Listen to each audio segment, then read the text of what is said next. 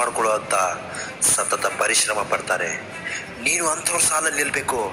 ನಿನ್ನ ಜೀವನ ಜಗತ್ತಿಗೆ ನೀನು ಕೊಡುವಂತಹ ಸಂದೇಶವಾಗಬೇಕು. ಕಷ್ಟ ಪಡದೆ ಹೇಗೆ ಪ್ರತಿಫಲ ಸಿಗಲ್ವೋ ಹಾಗೆ ಶ್ರಮ ಪಡದೆ ಸಾಧಿಸೋಕ್ಕಾಗಲ್ಲ. ಸುಲಭದ ಕೆಲಸಕ್ಕೆ ಜಗತ್ತೇ ನಿಂತಿದೆ, ಆದರೆ ಸವಾಲಿನ ಕೆಲಸಕ್ಕೆ ಹೆಗಲು ಕೊಡೋವನಿಗಾಗಿ ಇತಿಹಾಸ ಕಾಯ್ತಾ ಇರುತ್ತೆ. ನಿನ್ನ ಸೋಲಿಗೆ ಕಾರಣ ಏನು ಗೊತ್ತಾ? ಆಲಸ್ಯ. ನಿನ್ನ ಆಲಸ್ಯತನವೇ ನಿನ್ನ ಸೋಲಿಗೆ ಪ್ರಮುಖ ಕಾರಣ ಆಗ್ತಾ ಇದೆ. ನೀನು ಶರಣಾಗ್ತಾ ಇರೋದು ಯಾರು ಗೊತ್ತಾ? ನಿನ್ನವರ ಮುಂದೆ, ನಿನ್ನ ಸಂಬಂಧಿಕರ ಮುಂದೆ, ನಿನ್ನ ಎದುರಾಳಿಗಳ ಮುಂದೆ, ನಿನ್ನ ಬಂಧುಗಳ ಮುಂದೆ.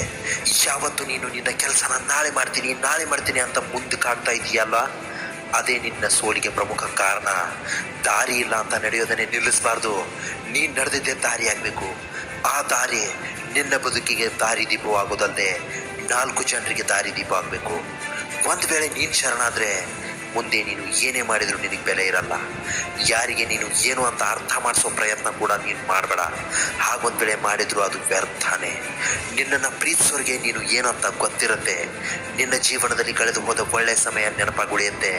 ಕಳೆದು ಹೋದ ಕೆಟ್ಟ ಸಮಯ ಬದುಕಿನಲ್ಲಿ ಪಾಠವಾಗಿ ಉಳಿಯುತ್ತೆ. ಮೈ ಡಿಯರ್ ಫ್ರೆಂಡ್, ಸಾಧ್ಯವೇ ಅಲ್ಲ ಅಂದ್ಕೊಂಡ್ರೆ ಈ ಜಗತ್ತಿನಲ್ಲಿ ನೀನು ಏನೂ ಸಾಧಿಸೋಕ್ಕಾಗಲ್ಲ.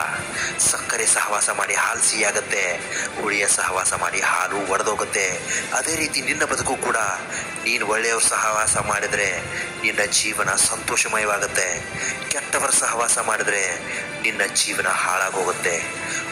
ದೇವರು ನಿನಗೆ ವರವನ್ನು ಕೊಡೋದಿಲ್ಲ, ಶಾಪವನ್ನೂ ಕೊಡೋದಿಲ್ಲ, ಅವಕಾಶ ಮಾತ್ರ ಕೊಡ್ತಾ ಇರ್ತಾನೆ. ಅವುಗಳನ್ನು ವರವೋ ಅಥವಾ ಶಾಪವೋ ಆಗಿ ಪರಿವರ್ತಿಸೋದು ನಿನ್ನ ಕೈಯಲ್ಲೇ ಇದೆ. ಎದ್ದೇಳು, ಆಲಸ್ಯತನವನ್ನು ಬಿಡು, ನಿನ್ನ ತಲೆಯಿಂದ ಎಲ್ಲವನ್ನೂ ತೆಗೆದುಹಾಕ್ಬಿಡು. ಕಾಯ್ತಾ ಕೂರೋದ್ರಿಂದ ಸಮಯ ಹಾಳಾಗುತ್ತೆ ವಿನಃ ನಿನ್ನ ಬದುಕು ಬದಲಾಗಲ್ಲ. ಕಲ್ಲಿಗೆ ಸುಂದರ ಆಕಾರ ಬರಬೇಕಾದ್ರೆ ಅದಕ್ಕೆ ಉಳಿಯ ಪೆಟ್ಟು ಬೀಳಲೇಬೇಕು. ಅದೇ ತರಹ ನಿನ್ನ ಬದುಕು ಸುಂದರ ಆಗಬೇಕಾದ್ರೆ ಕಷ್ಟ, ಸುಖ, ನೋವು, ನಲಿವು, ಸಂಕಷ್ಟಗಳನ್ನು ನೀನು ಎದುರಿಸಲೇಬೇಕು. ಆಗ ಮಾತ್ರ ನಿನ್ನ ಬದುಕಲ್ಲಿ ಸಂತೋಷ ಮೂಡುತ್ತೆ. ಕೊನೆಗೊಂದು ಮಾತು ಹೇಳ್ತೀನಿ, ಬದುಕಿನಲ್ಲಿ ನಾಳೆ ಎಂಬ ಅವಕಾಶ ಯಾವತ್ತೂ ಇದ್ದೇ ಇರುತ್ತೆ. ಆದರೆ ನಿನ್ನೆ ಎಂಬುದರಲ್ಲಿ ನೀನು ಕಳೆದು ಹೋಗಬಾರ್ದಷ್ಟೇ. ಈ ಜೀವನ ಪ್ರತಿ ಕ್ಷಣವೂ ಮೃದುತನದಿಂದ ಇರೋದಿಲ್ಲ. ಕನಸು ಕಂಡವರಿಗಿಂತ ಕಷ್ಟಪಟ್ಟವರಿಗೆ ಈ ಜೀವನ ಬೇಗ ಅರ್ಥ ಆಗುತ್ತೆ.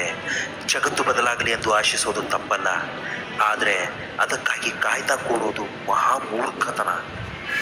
ಮೈ ಡಿಯರ್ ಫ್ರೆಂಡ್, ಬದಲಾವಣೆ ಅನ್ನೋದು ನಿನ್ನಿಂದಲೇ ಆರಂಭ ಆಗಬೇಕು. ಇಂತಹ ಮತ್ತೊಂದು ಒಳ್ಳೆಯ ಕಂಟೆಂಟ್ ಜೊತೆ ನಾಳೆ ನಿಮ್ಮ ಮುಂದೆ ತಪ್ಪದೇ ಹಾಜರಾಗಿರ್ತೀನಿ. ಚಾನಲ್ನ ಸಬ್ಸ್ಕ್ರೈಬ್ ಮಾಡಿಲ್ಲ ಅಂದರೆ ದಯವಿಟ್ಟು ಸಬ್ಸ್ಕ್ರೈಬ್ ಮಾಡ್ಕೊಳ್ಳಿ, ಸಪೋರ್ಟ್ ಮಾಡಿ. ನಮಸ್ಕಾರ, ಎಲ್ರಿಗೂ ಒಳ್ಳೆಯದಾಗಲಿ.